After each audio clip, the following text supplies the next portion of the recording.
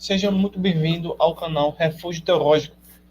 Eu sou o professor Luciano Firmino e estou passando aqui para fazer esse vídeo para fazer um resumo e fazer uma explicação do livro Perigos da Pós-Modernidade, da editora CPAD, do escritor Erinaldo Renovato. E aqui eu vou deixar aqui minhas contribuições dentro do pensamento que ele vai desenvolver, um livro essencial para compreender o nosso tempo presente e, de fato, aí se preparar também contra as armadilhas do inimigo dentro desse cenário, tá? Eu achei interessante até mesmo a capa do livro. Você percebe aí que a tecnologia deixou de ser tecnologia, tá? Para assumir uma forma maléfica. Você percebe aí um fio, né? E embaixo uma cauda de serpente, né? Então a tecnologia está se transformando em algo ruim, tá? Pouco a pouco. Então, por meio desse pensamento, dessa nova tendência de ver a si próprio e as coisas do mundo. Então, quero primeiramente pedir a você que está assistindo esses vídeos, caso goste, se inscreva no canal, compartilhe, deixe seu comentário. Então aqui vai ser mais uma playlist específica sobre resumos, resenhas, sugestões, dicas de literatura, reviews, né? De ordem teológica, filosófica, histórica, para a gente poder aí amadurecer e crescer cada vez mais. Então, perigos da pós-modernidade. Aí você poderia perguntar, perigos? Faz perigo estarmos nesse cenário? De fato, sim. O autor aqui tem seus problemas em termos de literatura, né, de ideias, mas em outros aspectos ele deixa-nos realmente atenciosos e também preocupados com o que está acontecendo de forma assim, sutil e silenciosa. Um dos pontos aqui, que daqui a pouco a gente vai mostrar aqui a vocês, é o que está acontecendo nas universidades, no ensino fundamental, no ensino médio, no jardim de infância. Tem uma frase que a gente vai ver aqui e a gente puder mergulhar, tá? Você vai perceber a necessidade da igreja novamente voltar ao primórdio do cristianismo, que pregar o evangelho, transformar a cultura, transformar os meios de educação, e assim por diante. Não no sentido de criar partidos, não é isso. Isso é algo já errado, né? Mas assim, de fato, nos unirmos por meio do evangelho, porque assim a gente consegue defender a fé cristã, tá bom? Então, que vocês possam aí aproveitar o máximo desse estudo, desse comentário, dessa resenha. Ele já começa a apresentação falando sobre atentados terroristas, os terríveis tsunamis, as guerras da época, lá aproximadamente 2004. Hoje nós estamos em 2023, mas o cenário aparentemente é o mesmo, né? Nada mudou, em tese, né? Então, ele trabalha aqui, na sua apresentação, ele vai falando sobre falsas doutrinas, e também já traz uma problemática, que é como o jovem, ou o adulto, ou a criança, ou todos nós, pode posicionar-se contra a teoria da evolução que nada prova. Então, ele pegou aqui nessa introdução um dos vários inúmeros problemas que a pós-modernidade tem, que é a teoria da evolução. Podemos pegar o feminismo, o comunismo e assim por diante. Então, mas o mais interessante é que a gente percebe o autor essa preocupação em se posicionar contra, não somente saber. Eu sei que a pós-modernidade é totalmente contrária à palavra de Deus, mas eu não vou me preocupar, eu não vou fazer nada, eu não vou estudar, eu não vou me inserir na cultura, não vou pregar o evangelho, né? Isso, de fato, não é a atitude do cristão verdadeiro. Então, se você está aqui no nosso canal, você já está demonstrando que quer de fato, a mudança espiritual, sobretudo dentro da cultura, né, dentro do nosso país, né, de uma forma como um todo. E assim você manifesta os frutos do Espírito de uma forma sábia e coerente. Então, como não somente saber que a teoria da evolução é errada, mas ser contra. São duas coisas, tá? Saber que é errado e ser contra isso. Muitas das vezes a gente sabe que algo é errado e a gente não é contra. Né? Isso é, de fato, uma apostasia, né? Porque a gente está deixando de viver o verdadeiro evangelho para viver o evangelho humano. Né? Aí ele retorna aqui para o parágrafo 3, falando sobre Paulo e com o jovem Timóteo, mostrando a ele a falsa ciência. Já no finalzinho da sua apresentação, ele diz assim: Jesus Cristo prometeu: edificarei a minha igreja e as portas do inferno não prevalecerão contra ela. Mateus 16, verso 18. No finalzinho, assim: a igreja precisa se posicionar sobre os perigos da pós-modernidade. Nosso canal Refúgio Teológico e a Escola Superior de Teologia Cristã, Turip, ela tem justamente esse objetivo de ensinar a vocês o que há de errado, tá? Em um pensamento, em um movimento, em um fenômeno, seja ele teológico, sociológico ou filosófico, antropológico, assim por diante, e político, tá? E se posicionar contra, baseado, sobretudo, na palavra de Deus, tá? Já o índice, ele trabalha aí aproximadamente 13 capítulos, dando um total aí de mais de 200 páginas, né? Capítulo 1 fala sobre tempos trabalhosos. Cada capítulo eu vou fazer uma citação rápida e um pequeno comentário, tá? Alguns eu posso até demorar um pouquinho por causa da necessidade, e outros não. Capítulo 2, os efeitos da pós-modernidade na família. Capítulo 3, os perigos da educação materialista, foi o que estava começando basicamente no começo. Capítulo 5, a falsa teoria da evolução. Capítulo 6, a pós-modernidade, a saúde física e mental. Capítulo 7, as portas do inferno. Capítulo 8, os desafios da integridade no mundo relativista. Capítulo 9, tecnologia a serviço do mal. Capítulo 10, inovações e modismos. Capítulo 11, perigo da modernidade espiritual. Capítulo 12, o perigo da falta de amor. Capítulo 13, a igreja de Cristo triunfará. Então, todos os capítulos eles são imperdíveis, tá?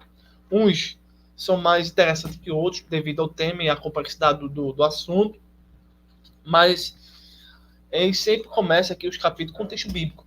O meu texto bíblico no capítulo 1, do tema Tempos Trabalhosos, diz assim: sabe, veja a preocupação, né, de saber, né, sabe, porém isto, que nos últimos dias sobreviverão tempos trabalhosos. 2 Timóteo, capítulo 3, versículo 1. Aí, aqui, obviamente, nós não vamos entrar na carta de Paulo a Timóteo, mas estamos externando, explicando um pouquinho sobre o capítulo 1, tá? Baseado na leitura bíblica e no que o autor quer nos dizer. Aí ele fala o seguinte, na página 14, algo interessante para a gente poder meditar. Vivemos o início de uma era sem precedentes em termos de ansiedade, neuroses, angústia e temor. O século atual começou sob o impacto do terrorismo exacerbado ao mais alto e mais radical grau de insensatez do homem sem Deus. Os violentos e criminosos destroem vidas como quem destrói entulhos de um lixo qualquer. Só esse texto daria para gravar um vídeo de 30 minutos, mas assim, hoje a gente está vivendo, não necessariamente dentro da faculdade humana, do intelecto humano, mas dentro do próprio ser humano. A maioria das pessoas hoje, pelo menos aqui no Brasil, elas sempre estão dizendo que estão em depressão, com algum tipo de distúrbio psicológico, né, por conta, muitas das vezes, desse fenômeno da pós-modernidade. Mais na frente, ele vai explicar sobre saúde e vai desenvolver mais essa teoria essa interpretação e vocês vão pegar.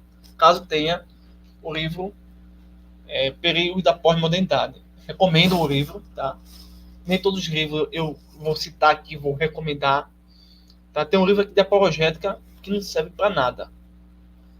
Talvez eu nem faça esse vídeo, porque não serve para nada. Mas esse aqui vale a pena você adquirir, baixar em PDF ou comprar no sebo, tá? E mais adiante ele vai explicar o que é tempos perigosos, né? Tempos trabalhosos. Ele diz assim: desde o início da existência humana, os homens têm sido obrigados a se dedicar ao trabalho. O gênero, né? O sexo, na verdade, homem, tá? A mulher em si nunca foi obrigada a trabalhar. Isso é história, isso é a própria teologia que diz isso. Então, antes da queda, o trabalho era lavar e guardar a terra. Um homem nasce para o trabalho. Jó 5,7. Porém, Paulo não se referia ao trabalho. Você lembra-se do texto que a gente citou, 2 Timóteo 3,1? Tá? Aqui vai explicar o autor. Paulo não se referia ao trabalho em si como atividade laboral, seja era manual, mecânica, automática, digital. Ele menciona tempos trabalhosos como sinônimo de tempos difíceis, de dificuldade, de batalha, complicados, atribulados, cheios de artimanha e confusão nas áreas espirituais, moral, ética, social, econômica, familiar, sexual, e acima de tudo, no distanciamento do homem dos princípios estabelecidos pela palavra de Deus. Nem todos escaparão dos perigos, laços e armadilhas desses tempos trabalhosos. Isso é uma verdade que até o texto bíblico de Mateus disse que muitos naqueles dias dirão: Senhor, Senhor, Senhor, não invocamos o teu nome, não fizemos isso. Mas eles caíram devido a não ter o cuidado com a palavra de Deus. Aí ele tem os seus tópicos, capítulos e subtópicos, né? Aí ele cita aqui as características dos últimos dias, que é apostasia, apostatando da fé, a contagem regressiva para a volta de Jesus. Aí diz assim: a apostasia é o primeiro sinal evidente para que se inicie nos céus a contagem regressiva para a volta de Jesus. O segundo é a manifestação do Cristo. O terceiro é o ministério da justiça, que já atua no mundo. Esses três sinais estão interligados, conectados, e acreditamos que se fazem sentir no mundo atual. Hoje, aqui, estamos percebendo, dentro do contexto do mundo gospel, né? Hoje não diz mais mundo evangélico, mundo cristão. Hoje é mundo gospel. Né? Eu não faço parte do mundo gospel, eu faço parte do mundo cristão, do reino de Deus, tá? Então, esse mundo gospel, ele está, de fato, criando, se mantendo, propagando, sendo usado para estabelecer apostasia. Vários cantores, várias pessoas que hoje assumiram uma posição na igreja e que se diziam cristãos, caíram. E não somente não caíram por uma fraqueza, por uma falha, mas caíram porque queriam cair, desejavam cair, queriam aquele prato do mal, né? Eles tiveram a consciência de deixar o Senhor, de deixar a palavra, de querer fazer o contrário, né? Nós que somos pecadores, certo? Todos somos pecadores, não há grau de pecado, mas nós lutamos contra o pecado, nós não nos entregamos, não nos rendemos, ainda que nós viemos falhar, fazer comissão e outras coisas, enfim, mas a gente não se curva, a gente não se rende, a gente não quer continuar no pecado. Mas essas pessoas, elas se venderam, se prostituíram, realmente tiveram um ato consciente contra o Espírito Santo, né? Aí fica difícil. Mas tudo isso é uma contagem regressiva, tá? E tende a acontecer mais cedo ou mais tarde. Então ele vai trabalhar a hipocrisia e a insensibilidade humana, que se acentua no sinal cristão, não é? Os homens gostam de ser glorificados, não precisam do reino de Deus. Os homens não são sinceros para com Deus. Aí vai falar em 2 Timóteo 3, 1 ao 9, a rebelião acentuada contra Deus. homens amantes de si próprio. E ele vai trabalhando avareza, presunção e orgulho. Ele vai desenvolvendo no capítulo, tá? Os assuntos, que é tempos trabalhosos, tudo isso aí vai trabalhar, algo muito interessante, uma abertura fantástica. Já no capítulo 2, os efeitos da pós-modernidade na família. Aí cita Josué, capítulo 24, versículo 15, vamos citar. Porém, se vos parecer mal aos vossos olhos, servi ao Senhor. Escolhei hoje a quem se vais. Se os deuses a quem serviram vossos pais, que estavam da Ã e do rio, ou aos deuses dos amorreus, em cuja terras habitais. Porém, eu e a minha casa serviremos ao Senhor. Hoje, no mundo pós-moderno, tá? Poucos são os pregadores, poucos são os canais, tá? Que realmente vai dizer, eu e minha casa serviremos ao Senhor. E, infelizmente, muitas pessoas que não servem a Deus de verdade, elas têm um canal no YouTube, por exemplo, no grande, né? Mas tudo isso é para nos enganar. Entendeu? O mal quer nos enganar a todo instante. Tem muitos canais da teologia da libertação, muitos canais da teologia do feminismo, que tem milhões, milhares de seguidores. Entendeu? Não é 1.000, não é 500 pessoas. Mas estuda para nos enganar. O Brasil é o maior país católico do mundo, mas o diabo faz isso para nos enganar. Entendeu? Nós precisamos, como verdadeiros cristãos, verdadeiros protestantes, verdadeiros calvinistas, realmente pregar o evangelho novamente. Né? E eu estou citando aqui um livro da editora CPAD, por ser arminiana, mas eu não estou extraindo essências arminianas, tá bom? Então, fico despreocupado quanto a isso. Apenas estou explorando e exposando o aspecto do perigo da pós-modernidade, tá certo? Capítulo 2, eu faço sobre os efeitos que acontecem. Aí diz assim, os tempos atuais são tempos difíceis para a família cristã. A maioria dos pais sabe que para criar os filhos de acordo com os elevados princípios da palavra de Deus e ter um lar encaminhado na vontade do Senhor é um desafio muito grande. Eu acredito que é o maior desafio. Você que é casado, né, tem filhos, você está vivendo o maior desafio da sua vida. Por quê? Primeiro, o homem é o cabeça da casa e ele vai ensinar a esposa vai ensinar seus filhos. Todos vão estar na mesma fé. Então esse é o maior desafio, porque a criança vai para uma creche, vai para o ensino fundamental, o ensino médio, faculdade, por exemplo, o ensino técnico. Nesses ambientes, ainda que a mentalidade não seja pós-moderna, tá? Os amigos e amigas ou os conhecidos dessas pessoas que vão influenciar a sua esposa, se, por exemplo, se trabalha, o seu filho, se por exemplo, se estuda, vão influenciar a psique, vão influenciar a fé dessa pessoa, vão influenciar o comportamento, não para o bem. Por quê? Eu mesmo trabalho numa empresa que muitos não são cristãos. Então, a conversa é outro nível, outro tipo. Entendeu? Então, eles conseguem, se você der brecha, nos influenciar mais do que a eles, nós do que a eles. Porque eles estão mortos. E só quem pode ressuscitar os mortos é o Espírito Santo. E você não pode fazer nada. Entendeu? Então, é muito difícil esse trabalho, né? E manter aquele cuidado, aquele zelo e tudo mais. Então, a vida moderna é moldada, em geral, pelos valores anticristãos. Então, nós estamos, acredite você não, nós estamos em um ambiente totalmente anticristão. A partir da política, obviamente, depois na cultura e na própria religiosidade do país. Anti-Deus, que rejeita a autoridade da palavra revelada como sendo verdadeira. Hoje, se você realmente estuda a filosofia, a história, a teologia, não tem como você dizer que não dá para viver esse evangelho. Não tem como. Talvez não que esteja justificando ou inocentando a pessoa que diga isso, mas talvez a pessoa que não tenha tanto acesso a conhecimento pudesse dizer, é muito difícil porque as minhas dúvidas e perguntas não são respondidas, mas ao contrário, todas as dúvidas, todos os questionamentos são respondidos pela palavra de Deus, mas o coração humano não quer, de fato, nem estudar a Bíblia, quanto mais ouvir Deus, né? Aí fala aqui sobre a família como projeto de Deus.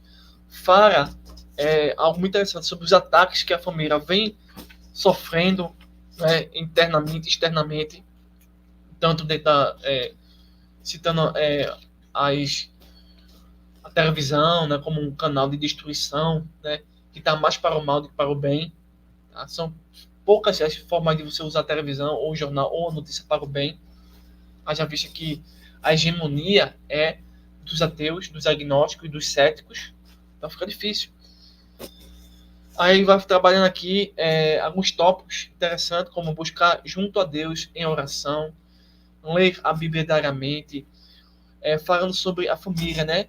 Então o esposo deve dar prioridade à esposa, tá? Tendo o seu viver cristão, né? A esposa deve também dar prioridade ao esposo, e assim por diante.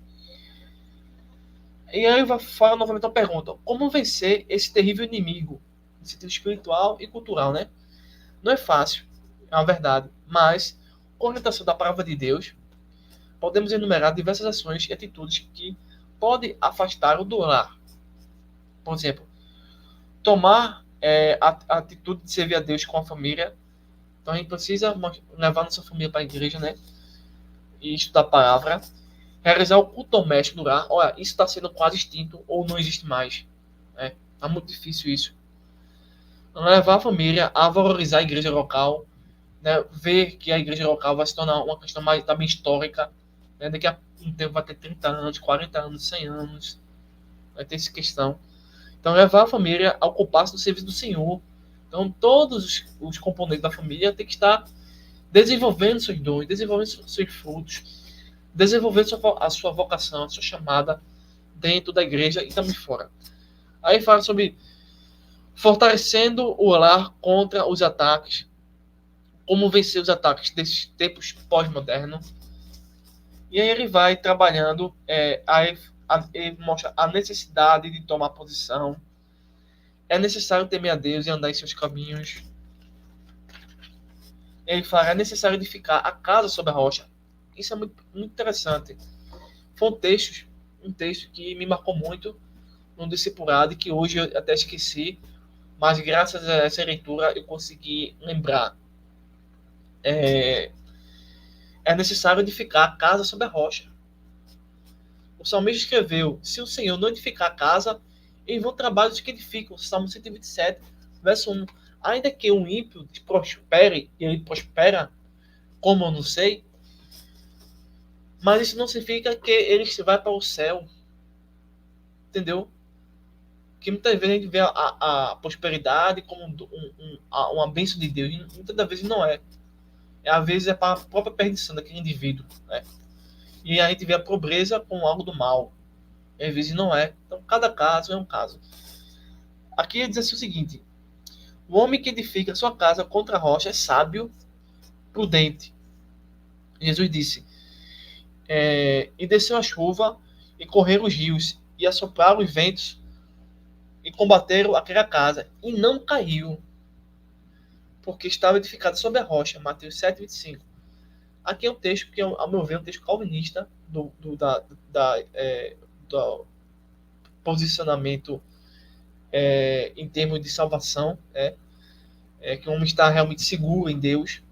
Ele vai sofrer, obviamente, nesse mundo, ele não é isento, mas ele não vai cair, né? Ele não vai cometer apostasia, ele pode até ficar fraco, ele pode até cair, mas ele não vai perder a fé, ele não vai desistir de Deus, né? Ele vai passar por toda dificuldade, por todo esse trabalho, e ele vai se manter em pé porque ele está em Cristo, né?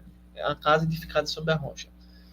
Então, é um texto que eu vejo aqui a Deus trabalhando dentro desse cenário. Né? O homem não está a salvo fisicamente de tudo, né? Mas ele está salvo espiritualmente. Depois, posteriormente, será salvo fisicamente de tudo. Então, tais intempéries são figuras dos ataques malignos sobre a família. Então, não vai prevalecer. Não prevalece porque a gente está estudando a palavra de Deus. Mas há casos que, volto a dizer assim, ao contrário, quando o homem e sua família não edificam sobre Cristo. Então, existem muitas famílias que se dizem religiosas, mas não está em Cristo, né? Então, são comparados ao que edificou a sua casa sobre areia, um falso fundamento, sobre um falso Cristo, né? Sobre uma falsa teologia, sobre uma falsa doutrina. Então, as consequências são gravíssimas. E, assim, e o que aconteceu com o que edificou a casa sobre a rocha, acontece também sobre o que edifica sua casa sobre a areia. Então, e desceu a chuva, e correram os rios, e assoparam os ventos, e combateram a casa, e caiu, a casa caiu, e foi grande a sua queda. Mateus 7:27. E foi grande a sua queda. Esse é o epílogo da história de muitas famílias, inclusive de cristãos, né? E foi grande a sua queda. Por quê? Porque não terem tomado posição firme de edificar sobre Cristo. E como que eu edifico a minha vida, primeiro, como eu edifico a minha casa, primeiro, conhecendo a palavra, tomando posição contra a pós-modernidade, por exemplo, e aí ele está edificado sobre Cristo, sobre a rocha. Finalizando aqui, se deixaram levar pelo materialismo, pelo modernismo, pelo relativismo moral. Adiantando, pessoal, capítulo 3. Ele diz assim: os perigos da educação materialista. Lâmpada para os meus pés é a tua palavra e luz para os meus caminhos. Salmo 119, versículo 105. Então veja aqui todos esses textos que sempre Deus está, é o primeiro. Deus é o primeiro, Deus é o alfa e o ômega. Então assim, não é nós, não há em nada em nós que temos capacidade. Tudo que nós viemos fazer é porque Deus nos concede. Bem, veja só, podemos dizer que grande parte dos adolescentes e jovens que se afastam do caminho do Senhor nas igrejas locais são seduzidos pelos falsos ensinos da falsa chamada ciência. 1 Timóteo, capítulo 6, versículo 20. Nas escolas seculares de orientação materialista, que é ateu ou comunista, não há lugar para Deus. O interessante é que os materialistas, as pessoas que não acreditam no mundo espiritual e nem na palavra de Deus, que se consideram intelectuais, defensores do mundo pluralista e democrático, não suportam ouvir opiniões diferentes das suas. Infelizmente, esses assuntos eu vim conhecer quando eu fiz teologia.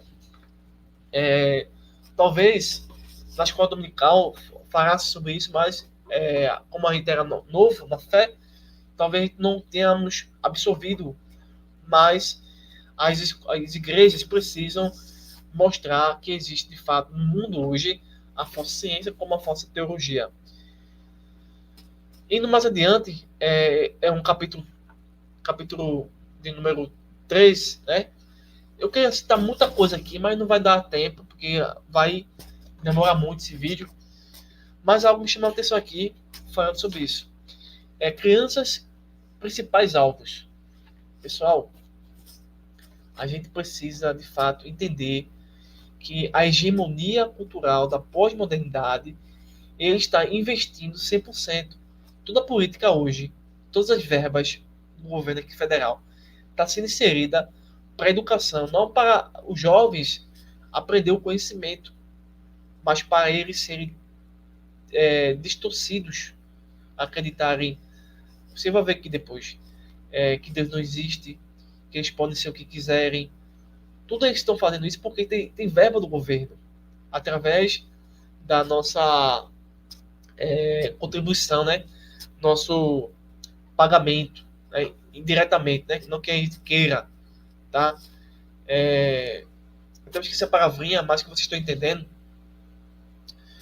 E a partir disso aí, de outras verbas também, eles vão disseminando o ensino do ateísmo. Aí o autor diz assim: o ateísmo incutido na mente infantil. Então é preciso, pessoal, que esse mundo que está deixando de ser cristão é uma verdade. Você pode discordar de mim. Esse mundo está deixando de ser cristão por vários fatores, até bíblico. Mas ele começa como? Pelas crianças. Então, na Rússia, quando o comunismo reinava soberano, Acima de tudo e de todos, o Partido Único tinha especial cuidado em promover uma doutrinação pela mente das crianças.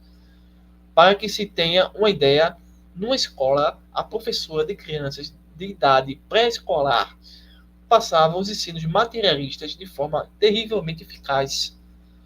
Uma das estratégias de ensino era provar que Deus do cristão não existia. Para tanto, seguindo as diretrizes do materialismo, ela fazia um teste com as crianças. Uma pausa. Isso aconteceu, isso ainda acontece. A gente precisa se erguer, compartilhar esse vídeo, se inscreve, porque assim a gente consegue retomar a cultura para o cristianismo. Se você não curte, se você não comenta, se você não compartilha o vídeo, canais que propagam o ateísmo, eles crescem. E aí, eles vão atingir o quê? As crianças. Não é você, porque a gente está alicerçado na rocha. Tá? Nos ajude. Aqui não pregamos partido. Nós pregamos o evangelho. Somos contra, obviamente. Vocês estão percebendo, se vocês conheceram toda a nossa história, conheceram a nossa playlist, vocês vão perceber qual é o nosso objetivo, qual é o nosso intuito, qual é o nosso foco. Tá diferente de muitos outros que até usam as escrituras para algo bom, porém tem um objetivo meio que ruim. Não vou dizer que é bom, mas meio que ruim. Então, nosso canal vai se preocupar com isso. Tá? Veja só. Na sala de aula, a professora, instrumento do comunismo, perguntava às crianças: vocês estão com fome? As crianças respondiam: sim, professora, estamos com fome. E ela continuava, com ar de sabedoria, a dizer: os cristãos dizem que Deus existe, um Jesus que dá coisas a eles, que responde às orações. Mas eu vou provar que esse Deus não existe. Querem ver? Como todas as crianças daquela idade respondiam qualquer pergunta da professora como sim. E todas responderam: queremos. Olha aí, pessoal. Está acontecendo. O que nós vamos fazer? A professora, então, com um sorriso soberbo e confiante em sua tática de lavagem cerebral, dizia aos pequeninos: vocês estão com fome, então vamos pedir a Deus dos cristãos que mande um lanche para vocês. E vamos ver se ele existe. E se manda mesmo o que se pede em oração. As crianças não sabiam orar, pois nunca foram ensinadas. Não sabiam pedir nada a Deus, pois foram criadas em áreas comunistas, dominados pelo ateísmo, impedindo a força pela ditadura dominante durante longos anos. Como orar, então? Uma pausa. O comunismo, tá? O autor aqui vai dizer que acabou. Porém, felizmente a gente conhece esse fato, mas o comunismo ele continua, tá? Ele continua, que é chamado revolução marxista, revolução cultural, que é o comunismo, um novo tipo de comunismo. Então ele continua usando essa mesma tática para dizer que Deus não existe, para dizer que sexo feminino e masculino não existe, e o que existe de fato é a ideologia de gênero. Voltando. A professora procurou ensinar. Digam assim: Deus dos cristãos, mande o lanche para nós, que estamos com fome. Mande o lanche, Deus dos cristãos. Vamos, repitam, repitam. E as criancinhas, em obediência à sua professora, repetiam a frase de pedido ao Deus dos cristãos. Nada acontecia. A professora dizia: gritem mais. Pode ser que ele escute. E as crianças continuavam até ficar cansadas. E nenhum lanche aparecia. Veja que tortura. Nada mudou, pessoal. Nada mudou. Seja o comunismo antigo ou seja no comunismo da Revolução Marxista. Não mudou. Eles estão com esse mesmo intuito de zombar de Deus, de duvidar de Deus, de tentar forjar alguma... Nem argumento é uma tortura para dizer que Deus não existe. Mas assim, depois de algum tempo, a tática do diabo fazia o seu efeito. A professora indagava, com um olhar de prazer e sorriso de vitória, dizia: vocês viram? O Deus dos cristãos não existe. Se existisse, ele mandaria lanche para vocês. As criancinhas ficaram olhando para a mestra do comunismo, esperando algo mais. Em seguida, a agente do comunismo ateu dizia para as crianças: agora vocês vão gritar assim: Partido Comunista, mande lanche para nós. E vamos ver o que vai acontecer. Em seguida, as crianças clamavam ao Partido Comunista, pedindo lanche. De imediato, vários garçons que já estavam no recinto ao lado, preparados para o momento culminante do ensino materialista, adentravam a sala de aula, levando saborosos lanches para todas as crianças, que recebiam tudo com alegria e contentamento. E com meio com satisfação, olhando umas para as outras, já diziam: estás vendo? O Partido Comunista é bom. Manda lanche para nós. Gente, está acontecendo novamente esses casos. Talvez não dessa mesma forma, mas está se repetindo. Isso aqui não é uma ficção, isso aqui não é uma, uma história para conquistar seguidores. Não, nada que, não é isso. É apenas mostrar que existe, de fato, esse movimento que quer nos destruir, quer destruir a fé em Deus. Então a gente precisa aí recuperar nosso espaço, tá? Nós como cristãos, nós como povo de Deus. Então, finalmente, após o término do lanche oferecido pelo sistema comunista, a professora, com ar triunfante, dizia para as crianças: vocês viram? O Deus dos cristãos não existe. Quem nos dá tudo que o Partido Comunista nos dá casa, dá emprego a seus pais, dá escola para vocês e dá até lanche para as crianças.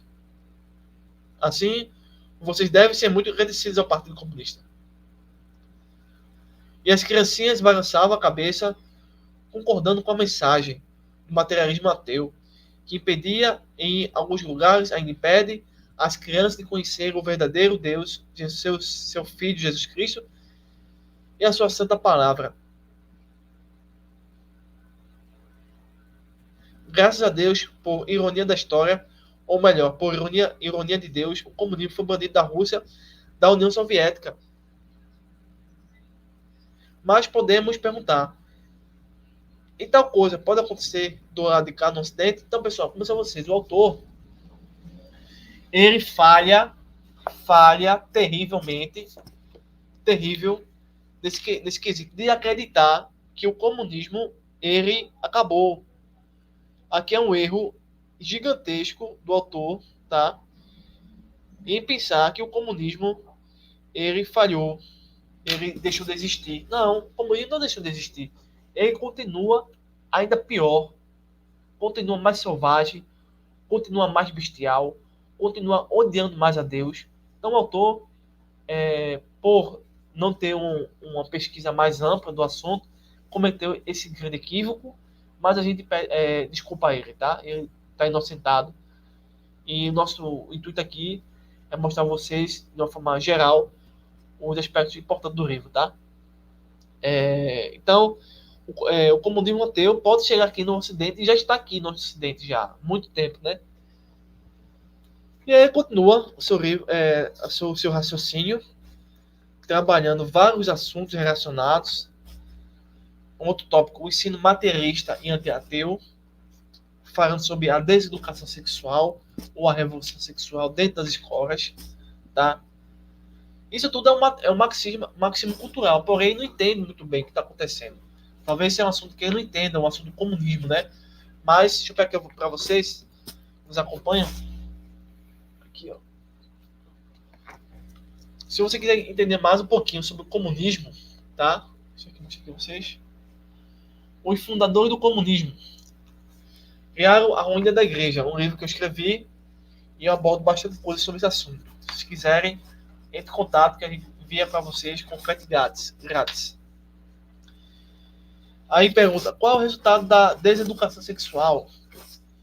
Adolescentes e jovens também são os alvos, não só as crianças, mas mulheres, homens, jovens, adolescentes. Fala sobre o tipo de amizades ruins que inserem falsas doutrinas em nós. E aí continua todo o capítulo 3 finalizando com uma perspectiva de vitória. Ele mostra os aspectos ruins desse cenário, mas ele traz aqui uma palavra de vitória, citando alguns textos bíblicos, como por exemplo, Efésios capítulo 6, verso 10 ao 17. Capítulo 4. O materialismo e a origem do universo. Né? Diz assim, a ciência não deve ser encarada como um conjunto de conhecimentos contrários à fé cristã. Muitas vezes, a verdadeira ciência corrobora os fundamentos da fé bíblica. Aí fala aqui sobre a origem do universo, o que a Bíblia diz sobre a falsa ciência, os falsos cientistas dizem assim que o universo surgiu por acaso. Eles também aqui o que a Bíblia diz sobre o universo, que Deus criou o universo. Fala que o universo foi criado de modo organizado, formando um cosmos e não por meio do caos. Mostra o que aconteceu no primeiro dia até o sexto dia. O que a Bíblia diz, o que diz a ciência, o que diz a verdadeira ciência, mostrando aí os dados científicos sobre a origem do universo. Capítulo 5, a falsa teoria da evolução. Neemias 9,6. Tu só és Senhor, tu fizeste o céu dos céus e todo o seu exército, a terra e tudo quanto nele há, os mares e tudo quanto neles há, e tu os guardais em vida a todos, e o exército dos céus te adora. Então diz assim, o evolucionista famoso, como Carl Sagan, famoso astrônomo que se notabilizou na TV americana com o seriado Cosmos, concluíram que seria totalmente impossível a vida e muito mais um homem ter surgido por acaso. Então é um ateu, tá? Um ateu altamente contraditório, tá? Sobre a questão do ateísmo, deixa eu ver se eu consigo pegar aqui. Acho que dá para pegar. Só um minuto. Sobre ateísmo, também escrevi um outro livro sobre ateísmo, tá? Ateísmo, uma ilusão construída sobre a realidade. Então tem dois livros publicados sobre comunismo e outro sobre ateísmo. Então, se quiser saber mais sobre esse assunto, entre em contato aí pelo telefone que a gente pode enviar o livro até você com frete grátis. Aí ele fala aqui também o que a Bíblia diz, o que diz a falsa ciência, que tudo começou ao acaso. Ele também fala aqui vai refutar 3 aspectos, falando aí sobre células. Ele vai estar mais no aspecto mais científico. Depois volta a falar do que a Bíblia diz, citando Gênesis capítulo 1, o que diz a verdadeira ciência. Então, a verdadeira ciência, desprovida dos dogmas materialistas e do preconceito contra a exposição bíblica da origem da vida, conclui que é impossível a vida ter surgido por acaso. Aí, a falsa origem dos seres vivos, que é a darwinismo, falando sobre a seleção natural, tá? De Charles Darwin. Aí fala sobre as novas espécies, acaso e o tempo, criadores de vida, tá? Aí tudo ele vai mostrando aqui, fala um pouco sobre mutações, o que de fato a Bíblia diz, tá? O que diz a verdadeira ciência. Então ele pega a falsa ciência, o que a Bíblia diz e o que a verdadeira ciência diz sobre a origem da vida ou sobre a origem do universo. Então, o que diz a verdadeira ciência sobre a seleção natural? Aí diz isso. Sobre as novas espécies, sobre a vida ter surgido ao caso, o que a ciência verdadeira vai dizer sobre isso? Aí fala também sobre as mutações, a origem do homem, né? Que para os evolucionistas, os ateus dizem que o homem surgiu do protozoário ao invertebrado, depois do invertebrado para o invertebrado, depois do vertebrado para peixes e anfíbios, e assim vai. O negócio fica realmente bastante complicado, depois de anfíbios para répteis e mamíferos, depois de répteis e aves, e assim, eles vão explicando a teoria da falsa ciência que está nas escolas, tá? Aí tem outro tópico do capítulo, assim, como a ciência materialista vê a origem do homem e o que diz a Bíblia sobre isso. O que diz a verdadeira ciência? Cientistas renomados dizem não ao evolucionismo, obviamente isso é fato. E agora chegamos no capítulo 6, a pós-modernidade e a saúde física e mental. 3 João, capítulo 1, versículo 2. Amado, desejo que te vá bem em todas as coisas e que tenha saúde, assim como bem vai a tua alma. O mundo pós-moderno é um mundo paradoxal em termos de saúde mental e física. Há tantos remédios, há tantos hospitais, há tantas clínicas especializadas. Existem muitos métodos de cuidar da saúde. As academias de educação física estão proliferando por toda parte. Mas nunca houve tantas pessoas enfermas, tanto na mente quanto no corpo. Isso é algo interessante que ele observa e traz aqui no livro para a gente poder meditar. Aí fala aqui sobre a origem das doenças, a corrupção do gênero humano, promessa de saúde e cura, maldições e doenças proliferam pelo mundo, fatores que contribuem para doenças mentais, excesso de competitividade, luta pela profissão, insucesso sentimental, estresse agudo e crônicos. Aí fala que os salvos podem adoecer, o plano de saúde divino, o zelo pelo corpo, o cuidado pelo corpo. Então são temas e assuntos muito importantes. Jesus cura ainda hoje, isso é fato. Capítulo 7. As portas do inferno. Mateus 16, verso 18. Pois também eu te digo que tu és Pedro, e sobre esta pedra edificarei a minha igreja, e as portas do inferno não prevalecerão contra ela. E assim. No entanto, a Bíblia diz, na plenitude dos tempos, Deus enviou seu filho, nascido de mulher, nascido sob a lei, para remir o que estava debaixo da lei, a fim de recebermos a adoção de filhos. Gálatas, capítulo 4, versículo 5. Verso 4 e verso 5. Desde os tempos antigos, o diabo fez de tudo para impedir o desenvolvimento do plano divino para a salvação do homem.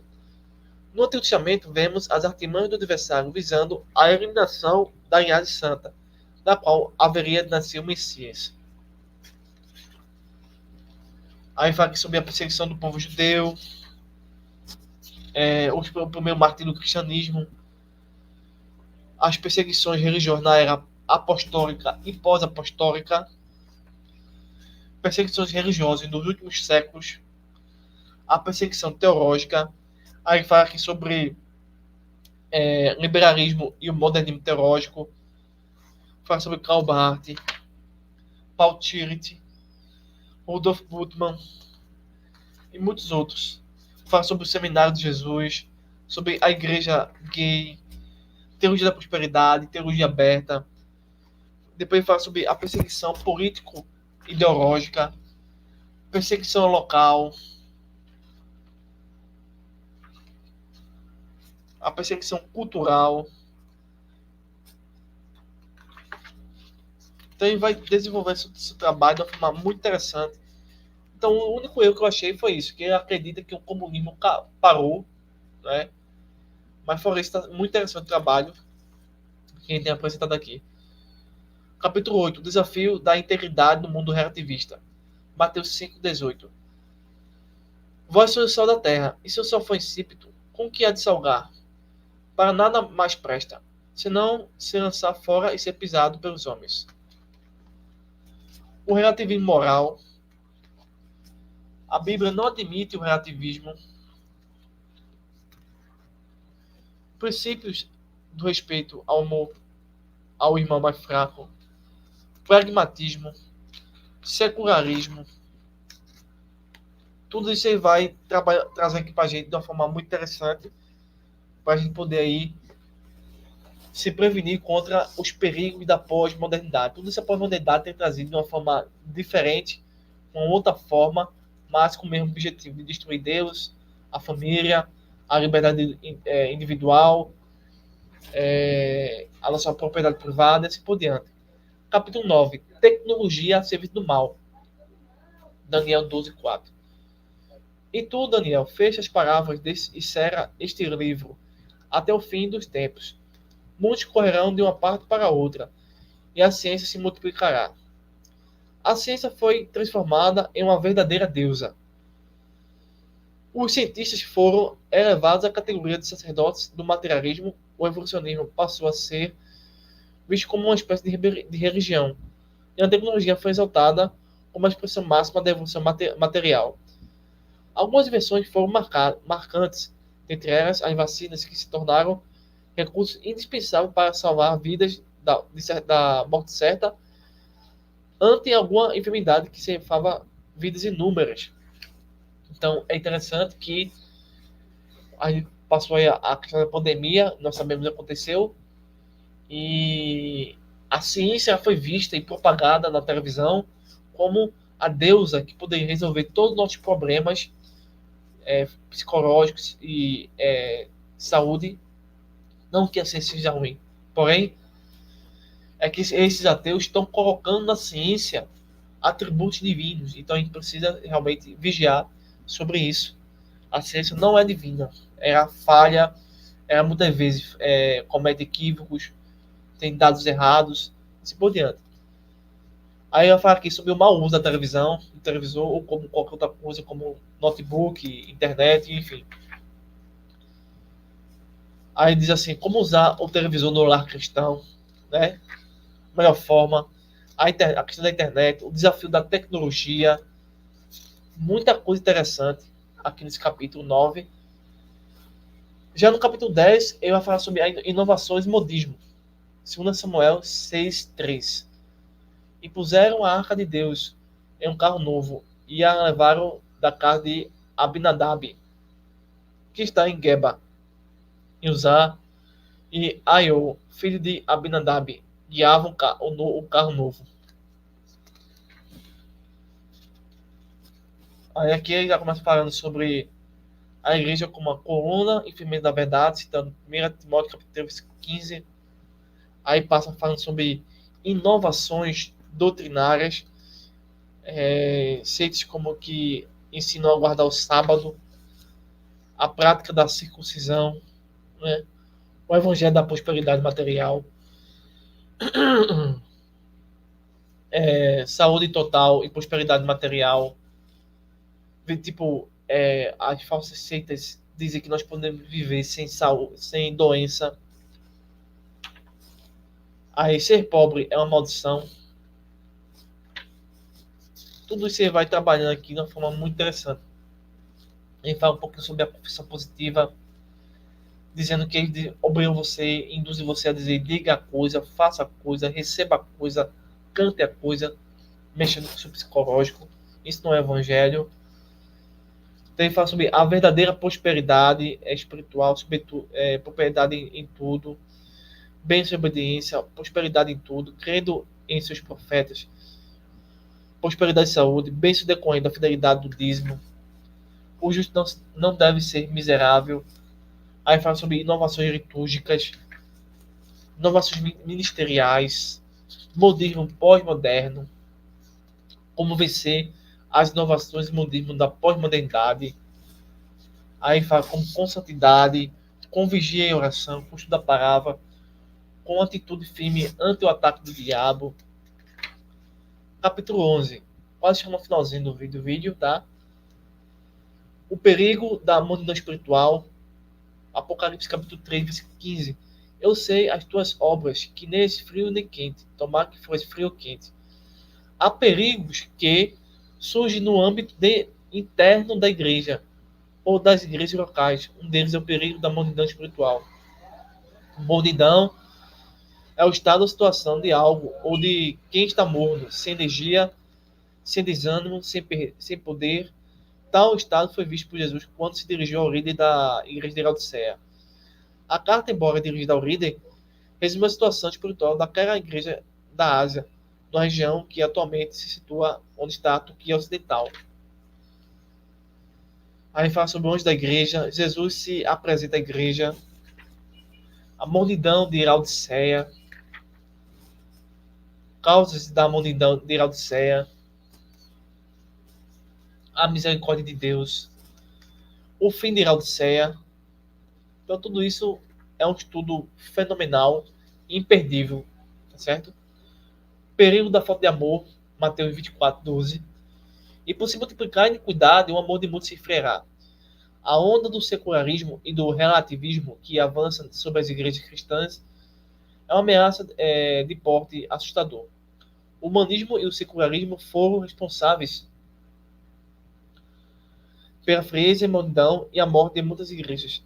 Mas é preciso notar que fatores internos, como o conselho da própria comunidade, tiveram grande influência decisiva para a morte de muitos grupos outrora pujantes em termos de movimento evangelístico. Aí fala aqui esse capítulo sobre o maior dos mandamentos, o segundo grande mandamento. Chegando já no capítulo 13, a igreja de Cristo triunfará. Mateus 16, verso 18. Diz assim, pois também eu te digo que tu és Pedro, sobre essa pedra edificarei a minha igreja, e as portas do inferno não prevalecerão contra ela. Se o fundador da igreja fosse um homem qualquer, um líder religioso, como tantos outros, um guru, um mentor espiritual humano, ou uma pessoa carismática, apenas não há a menor dúvida de que a igreja já não mais existiria na Terra. Como vimos, em certos períodos da sua história, a Igreja de Jesus foi ameaçada de ser esmagada pelo diabo através de homens e de sistemas políticos ou religiosos. Ainda hoje existem movimentos que tentam abafar a voz da igreja. Então a igreja não é uma criação do homem, é uma criação de Deus, né? Aflições e gemido da igreja. Ele fala também sobre o gemido do Espírito Santo, o cântico de vitória. Deus nos justifica. Quem tentará acusação contra os escolhidos de Deus? Não a condenação contra os filhos de Deus. Nada nos separará do amor de Deus, seja a tribulação, a angústia, a perseguição. A vitória é nossa pelo seu sangue e vencendo pelo sangue de Jesus. Diz o texto: e eu vi uma grande voz do céu que dizia: agora chegada está a salvação e a força e o reino do nosso Deus e o poder do seu Cristo, porque já o acusador dos nossos irmãos é derribado, o qual diante de nosso Deus os acusava de dia e noite. E eles o venceram pelo sangue do Cordeiro e pela palavra do seu testemunho, e não amaram a sua vida até a morte. Uma síntese da vitória final. Então, pessoal, aqui de fato se encerra o trabalho fenomenal do livro Os Perigos da Pós-Modernidade, de Erinaldo Renovado, leitura CPAD. Tá? Recomendo para vocês. Um livro que daria até para fazer comentários de cada capítulo, cada vídeo um capítulo, mas aqui é um vídeo de resumo de dicas de literatura teológica, tá? Que esse vídeo possa nos ajudar, te ajudar a entender melhor, tá? Que você gostou desse vídeo, compartilhe, é nosso pedido a você. Se quiser nos ajudar, adquira nossos livros, tá? Ateísmo e Comunismo, são livros apologéticos que estamos vendendo. A única forma de nos ajudar é se inscrevendo, sendo nosso aluno aqui no curso da Escola Torip. E também uma forma de nos ajudar é orando por nós, compartilhando o vídeo, deixando seu like, curtindo, comentando, tá bom? Forte abraço e até o próximo vídeo.